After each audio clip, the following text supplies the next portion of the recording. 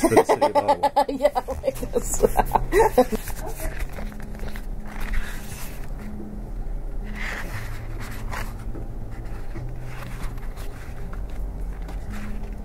My name's Laura Rayner. I'm one of the owners of Mother Tongue Books here on Bank Street. We're at 1067 Bank, which is near Sunnyside Avenue.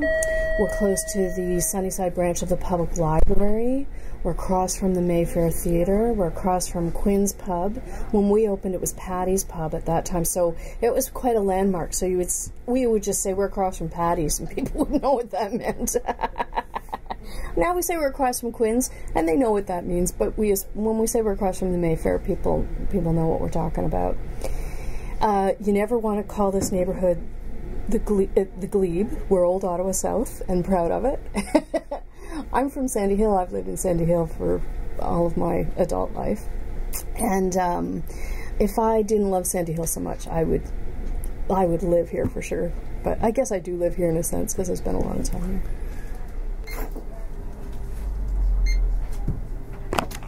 So it's $10.50.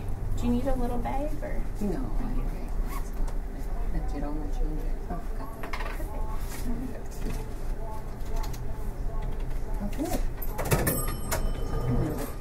Oh yeah, they've been doing that.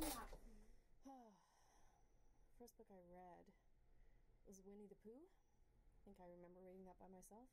The Borrowers, Who Has Seen the Wind, Anne of Green Gables. I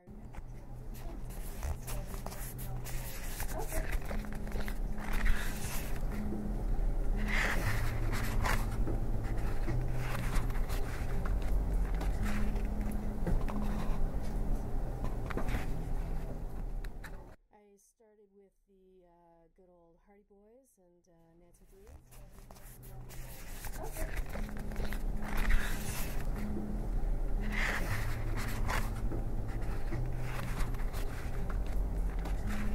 And then I was really lucky in grade 11. I had this wonderful Canadian literature teacher, and I remember reading The Stone Angel by Margaret Lawrence, and then racing off and reading everything else she had ever written. She's marked my reading life in a huge way, and my selling life. So any good bookseller, of course, sells what they love. Burn the House, that's another great one of hers. Oh, so Diviners, look what she was talking about. A book that's been banned. I always said to my kids, you know, my girls are 24 and 20 now, but I always said the sign of a great book that you must read immediately is if it has been banned. So, and many of the books I've just mentioned to you have been banned for crazy reasons.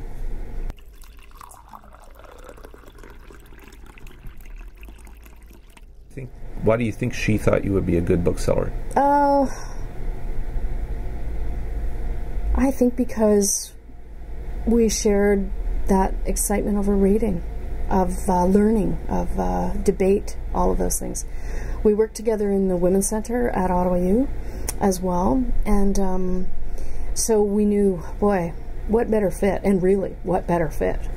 I could bring all my politics, all my everything, earn a teeny-weeny bit of a living, and I was on, I just finished a maternity leave, so I had a little kid on my hip, and again, working that lifestyle was really flexible.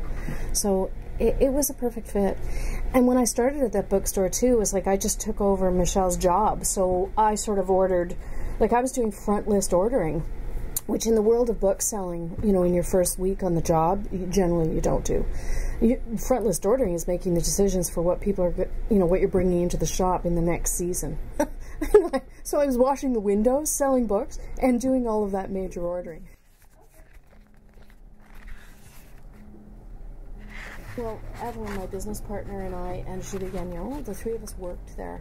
And that store, by the end, when we ended up leaving, was in trouble. And that was the beginning of a lot of changes in the book trade. The woman who owned that store was having trouble keeping it going. And it became apparent that the store was going to have a very difficult time surviving. You know, Evelyn and I did try to buy that store. We just couldn't, you know, it was a big, long, drawn-out story, but really couldn't make that work.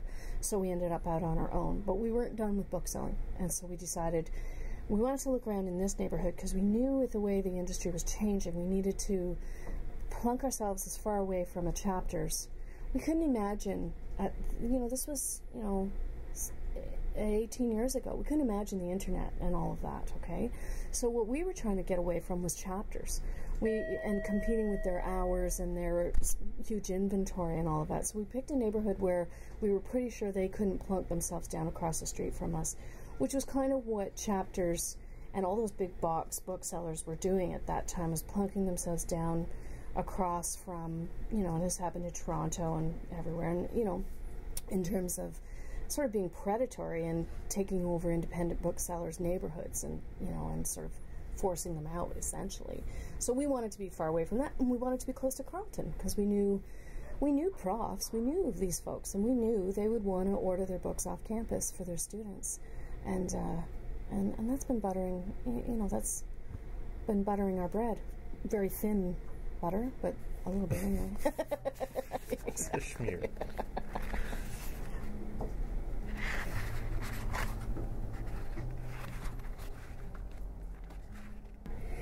There was a woman who came in just on Wednesday after we had made the announcement, and she was part of a group that met here. Carleton University wanted to do these bridging courses, which were these courses that were going to be directed at people who have never thought of themselves as people who could go to university. And they wanted to teach these courses outside of the university setting to try and get people to come in. And if you took their course and you got a B, you would be admitted to the undergraduate arts program there. And it didn't matter anything about where you've been, what you've done, anything. And so when the idea was put to us, we said, yeah, how do we get on board? And that was years ago, though, right when we opened, like good 15 years ago. And those courses, there was about 3 or 4 sessions of that course taught here. And honestly, I hadn't thought about that in years until the other day. One of the women who went through there and met in the store, like for the 8 weeks that they taught in here, and crazy things would happen, like, Virginia Woolf's A Room of One's Own, like they'd be talking and books would honestly fall off the shelves, and a lot of those women would talk about having had that experience in the store after hours. A lot goes on after hours there, and I thought, wow, that was really cool. And she finished a degree, and she was coming in to say goodbye to us and to bring her daughter in, who's doing all kinds of really cool stuff, like around. She wants to do a business or like sort of a tea shop, because this young woman's vision was that, well, maybe if there aren't bookstores, there'll be places like that. Where are we going to meet and talk, And so this young woman was working on that. I have great faith that all that cool stuff's going to happen. Do you think that there are too many books? Do I think there's too many books? Wow, that's a terrific question. Yeah, maybe. Yeah. I think the industry's telling us there's too many books. We have remainder houses full of books. We have, yeah, maybe. It's just hard to tell, what I think is good and what you think is good are could be really two different things, but there's a lot of stuff that gets published that I find highly debatable as to why we published it. But sometimes those are bestsellers, right? So I mean, we and I'm all for actually authors earning a little bit of money. So maybe there isn't. Yeah, I don't know. I have to think about that a little more. A simple act of gratitude. John Kralik. The Spark. Christine Downey.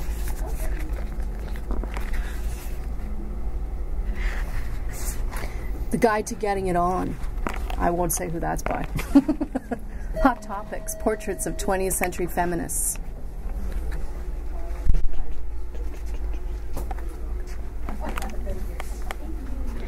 How to Create the Life You Want, The Companion Journal to Power, Passion, and Purpose, Ann Nichols Rulock.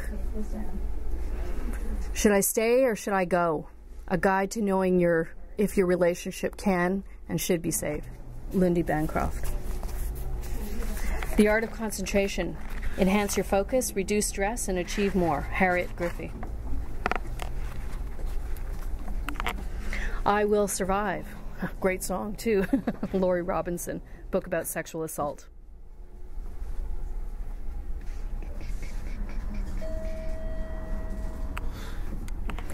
Feed Yourself, Feed Your Family by the La Leche League International. Man on Trial, The ABC of His Folly, Esther Fuder Matharu. Velocities of Zero, Marwan Hassan. Lives here in this neighborhood.